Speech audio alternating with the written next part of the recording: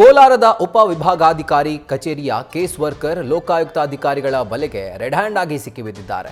ಪುತ್ತನೂರು ಗ್ರಾಮದ ರೈತ ಸುರೇಶ್ ಅನ್ನೋರು ಪೌತಿ ಖಾತೆ ತೆರೆಸೋಕೆ ಕೇಸ್ ವರ್ಕರ್ ಗ್ರಾಮ ಲೆಕ್ಕಾಧಿಕಾರಿ ಕೋಮಲ 50,000 ರೂಪಾಯಿ ಲಂಚಕ್ಕೆ ಬೇಡಿಕೆ ಇಟ್ಟಿದ್ಲು. ಇದೇ ವೇಳೆ ಮುಂಗಡವಾಗಿ 20,000 ಲಂಚವನ್ನು ಪಡೆಯುವಾಗ ಲೋಕಾಯುಕ್ತ ಅಧಿಕಾರಿಗಳು ರೇಡ್ ಮಾಡಿ ಗ್ರಾಮ ಲೆಕ್ಕಾಧಿಕಾರಿಯನ್ನ ವಶಕ್ಕೆ ಪಡೆದು ಈಗ ವಿಚಾರಣೆ ನಡೆಸ್ತಾ ಇದ್ದಾರೆ.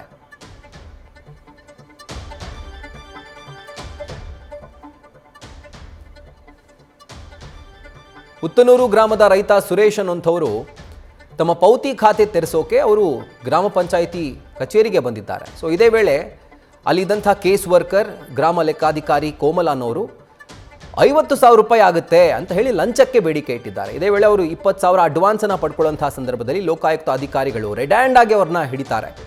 ಸೊ ಗ್ರಾಮ ಲೆಕ್ಕಾಧಿಕಾರಿ ಈ ಮೂಲಕ ಲೋಕಾಯುಕ್ತರ ಬಲೆಗೆ ಬೀಳ್ತಾರೆ. ಸೊ ಈಗ ಗ್ರಾಮ ಲೆಕ್ಕಾಧಿಕಾರಿ ಕೋಮಲ ಅವರನ್ನ ವಶಕ್ಕೆ ಪಡ್ಕೊಂಡು ಲೋಕಾಯುಕ್ತ ಅಧಿಕಾರಿಗಳು ಈಗ ವಿಚಾರಣೆ ನಡೆಸ್ತಾ ಇದ್ದಾರೆ.